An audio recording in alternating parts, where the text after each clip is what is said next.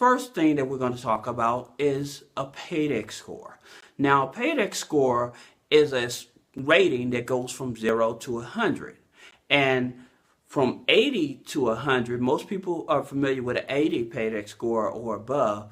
80 to 100, that means that you pay your bills on time or you pay them sooner than the bill comes out. That's how you get the higher numbers with the paydex score. If you get a bill and you pay it later than that, then your paydex score drops from 79 down to 0.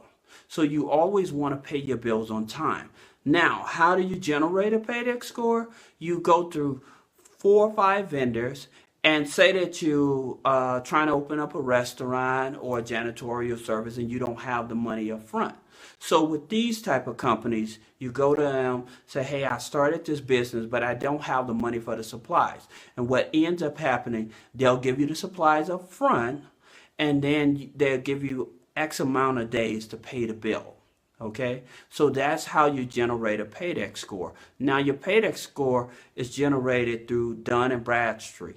Understanding that Dun & Bradstreet is a data collecting company, a business data collecting company, meaning that anything that you're doing with your business, they're going to collect the data on it. And once they collect data on your company, then they sell those files out to different institutions. So what they do is those 5 companies, 4 or 5 companies that's been reporting, they're the ones that gather that information and they determine in their system what your paydex score is going to be.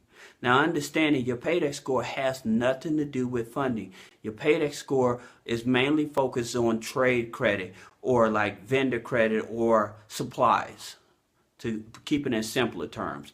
It mainly focuses on how much credit that you're able to get in supplies versus capital.